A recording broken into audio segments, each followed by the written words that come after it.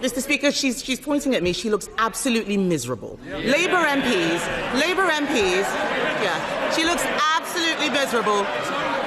Labour MPs, they can point as much as they like. The fact is, Labour MPs are going on the record saying that the Chancellor is toast, and the reality is that she is a human shield for his incompetence. In January, he said that she would be in post till the next election. Will she really? Prime Minister. Well, she certainly won't. Mr. Speaker, I have to say I'm always cheered up when she asks me questions or responds to a statement, because she always makes a complete mess of it and shows just how unserious. It's been a difficult week for the Prime Minister.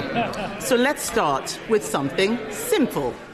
Can the Prime Minister tell the House how much his welfare bill is going to save?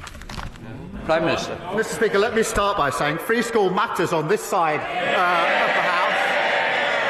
Mr. Speaker, in relation to welfare, what we delivered last night was a bill which ends mandatory reassessment of those with severe disabilities.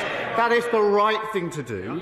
It rebalances universal credit. That is long overdue, and it sets out a pathway to reform of PIP. Mr. Speaker, it's consistent with the principles I set out throughout. If you can work, you should work. If you need help into work, the state should provide the help. The system that they broke doesn't do so. And if you can't work... I think there's one or two I can spot immediately. Usual voices, same names, please. It's too early to leave the chamber. Prime Minister. And, Mr. Speaker, if you can't work, you must be supported and protected. The reformed welfare system that we're putting in place will be better for individuals, better for the taxpayer and better for the economy. Kemi Badenoch. Mr. Speaker, I don't think the Prime Minister actually watched what happened in the House yesterday. His bill was completely gutted. A U-turn in the middle of the debate, removing Clause 5. Where on earth was he? The reason why he can't answer the question is because he knows it doesn't save any money. It's going to cost millions. This is the first Prime Minister in history to propose a bill to save money who ended up with a bill which costs money. So if the bill doesn't cut welfare spending, can the Prime Minister tell the House how many people it will get into work? Well, Mr. Speaker, I'm glad she asked that, because it gives me the opportunity to say we've already started changing the job centres and investing in support back into work. The Trailblazer scheme, which is doing exactly what she asked me, which is getting people back into work. The bill last night will help people back into work, and of course the Timms review is ongoing. But I tell you what won't help people back into work, won't help control the costs, and that is voting to keep the broken system. And that is what they did last night. Everybody in this House accepts that the current system is broken. It invites the question, who broke it? They broke it. And last night, they voted for the status quo. The broken system is their policy. That won't help individuals, taxpayer, and it certainly won't help the economy. Mr. Speaker, I'll tell him what we did on welfare. Yes, they can laugh. While they're laughing, they don't know. My party delivered the biggest reform of welfare in government. We got record numbers of people into work, including millions of disabled people, and we cut the deficit every year until COVID.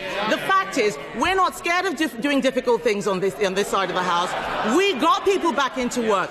What he forgets is that since the election, since he became Prime Minister, an additional 1,000 people a day are signing on to incapacity benefits. That is 50% more than under us. 50% more than under us.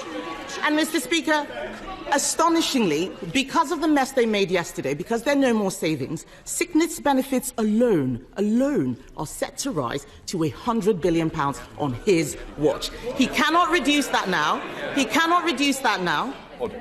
Mr. McKee, I think we've had a run-in before. I certainly don't want any more. Seriously. You're obviously not getting your timing right, because I can hear your voice every time. I'll start again, Mr. Speaker.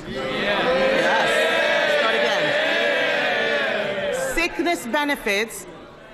Louder for those at the back. Sickness benefits are set to rise to £100 billion because of their mess. They cannot now reduce it. They can't reduce it because after last night's humiliating U-turn, we know he cannot control his MPs. They're cheering now, but you signed the amendment. You signed the amendment. Over 100 people signed that reasoned amendment until the bill was completely gutted. He said that he would take the difficult decisions, but isn't the reality that he is too weak to get anything done? Mr. Speaker, I'll tell them what they did to the welfare system. They broke it. They broke it. And it's the same as the NHS. What did they do? They broke it.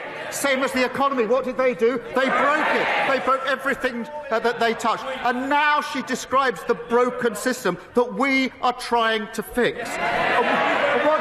What did she do?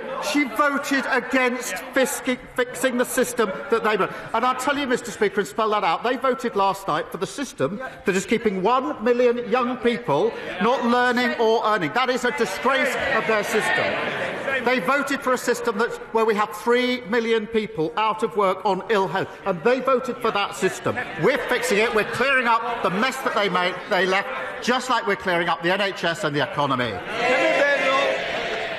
He's got some brass neck. Has he read the papers this morning? Has he read the papers this morning? That bill will achieve nothing. It is a pointless waste of time and is absolute proof that he doesn't have a plan. Let me tell the House what's going to happen.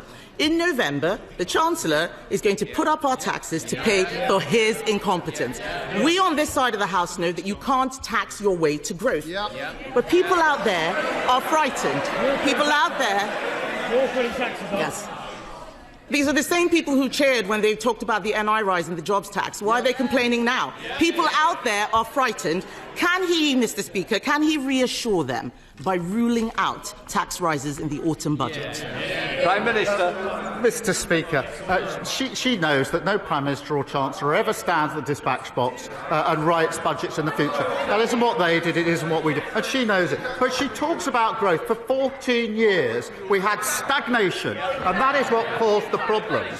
And I'm really pleased, Mr. Speaker, to show the progress that we're making. I can update the House. Last week, Amazon put in £40 billion of investment into this country, one of the biggest investments of its time. That brought the inward investment to £120 billion in the first year of this Labour government. Mr. Speaker, I can also tell the House that business confidence is the highest for 9 years. That's longer than the whole time that the leading opposition's been in Parliament. And the figures this week demonstrated and showed we had the fastest growth in the G7 in the first quarter of this year. What a difference to the mess they left. That's the difference a Labour government made. Kemi Badenoch. Mr. Speaker, he talks about jobs. Unemployment has risen every month since Labour took office. Has he spoken to Nissan, by the way, and looked at what's happening there? This man has forgotten that his welfare bill was there to plug a black hole created by the Chancellor. Instead, they're creating new ones. They're creating new ones. She looks... Mr. Speaker, she's pointing at me. She looks absolutely miserable. Labour MPs, yeah, she looks absolutely miserable. Labour MPs, they can point as much as they like. The fact is, Labour MPs are going on the record saying that the Chancellor is toast, and the reality is that she is a human shield for his incompetence. In January, he said that she would be in post till the next election. Will she really? Prime Minister. She certainly won't.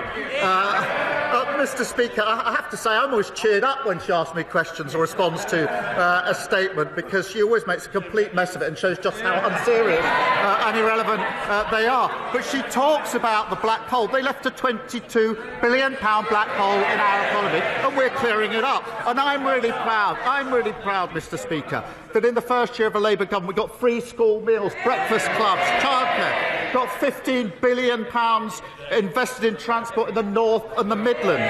With cutting regulation, planning and infrastructure is pounding forward, building 1.5 million homes, the biggest investment in social and affordable housing, and of course, Mr. Speaker, the 3 trade deals. Remember the ones that they couldn't get, including the US trade deal. On Monday, those tariffs came down. That secured the jobs at JLR. That's who we care about on this side of the House.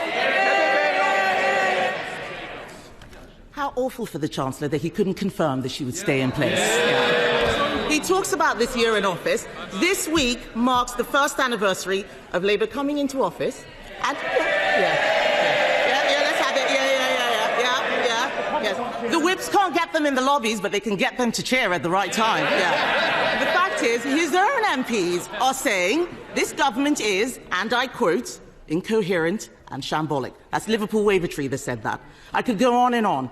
But the fact is, it's been mistake after mistake after mistake. There is no plan to get people into work. There is no plan to cut the welfare budget. There is no strategy. There is just a series of humiliating U-turns like winter fuel, like grooming gangs.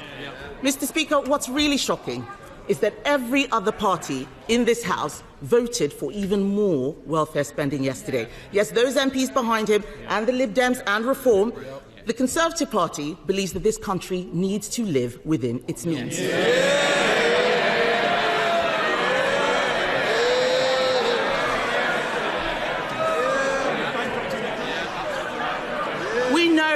We know what we believe, Mr. Speaker, but this is a Prime Minister who has U-turned on everything he's done in office, including his own speeches, because he doesn't know what he believes.